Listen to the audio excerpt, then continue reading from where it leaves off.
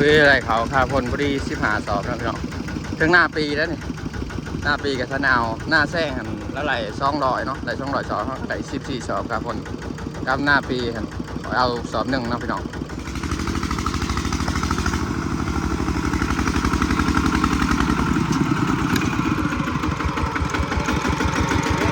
เฮ้สบายดีพี่น้องน่าสบายดีที่ทุกคนเดี๋ยวมาปั้นเขาเนาะพี่น้องเนาะก็จะเป็นงานจุดตายนะพี่น้องเอ้ยงานจุดตายของหน้าแซงเนาะเอาเดี๋ยวบนหลอกก่อนอะไร100 เศร้าเนาะนี่มาบนเลยพอดีหลอกจุดตายแล้วเบิ่งกันสิได้บ่60 70น้องก่อน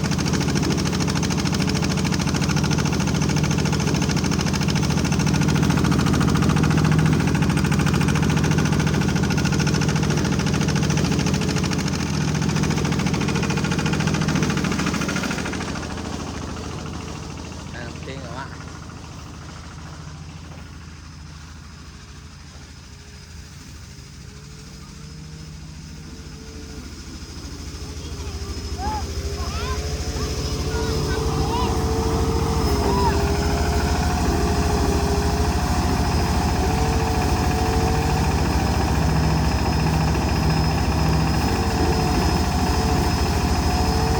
อะไร3 สอบ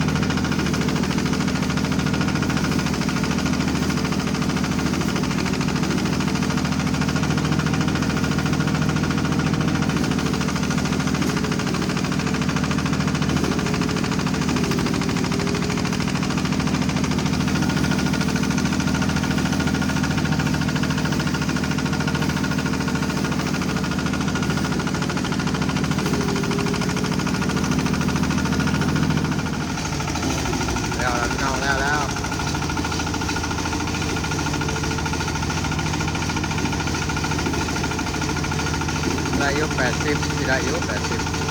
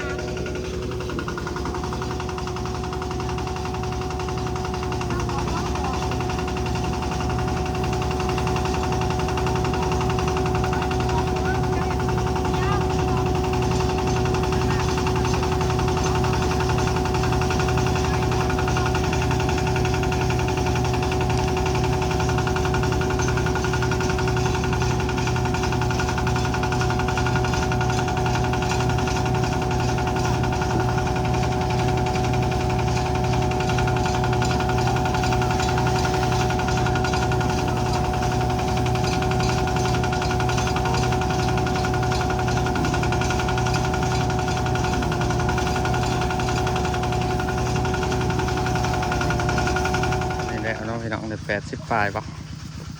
80ปลายกับตัวเก่าอีก120พอดีเป็น200ก็น่าปีอีก17สอบ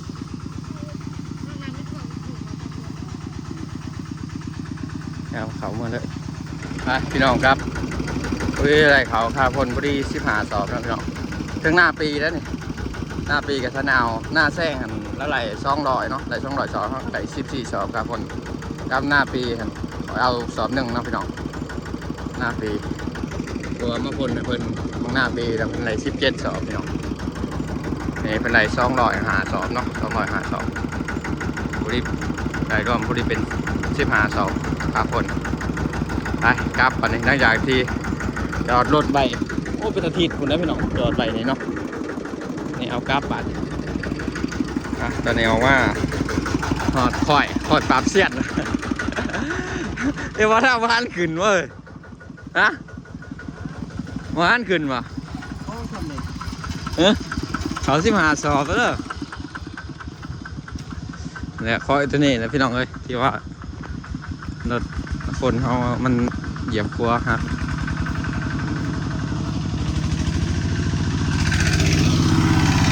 อะไรน้องพี่น้องถาฝนมาตกถึงว่าเป็นยังนะถูกถาฝนมาตกปัญหาที่มันฝนตกฮะน่ะอันนี้ดิห้อยต้นติดหลังต้นว้ายหามเว้ยเพิ่นเป็นเจ้าเกือบชั่วโมงปีนุ่งนี่คอยปราบเสี้ย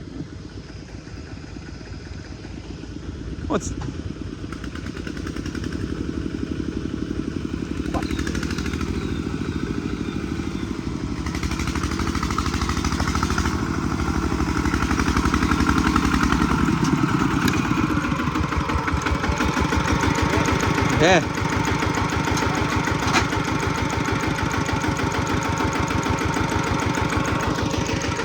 อย่าไปเลยบอกเลยว่าป้าเป็น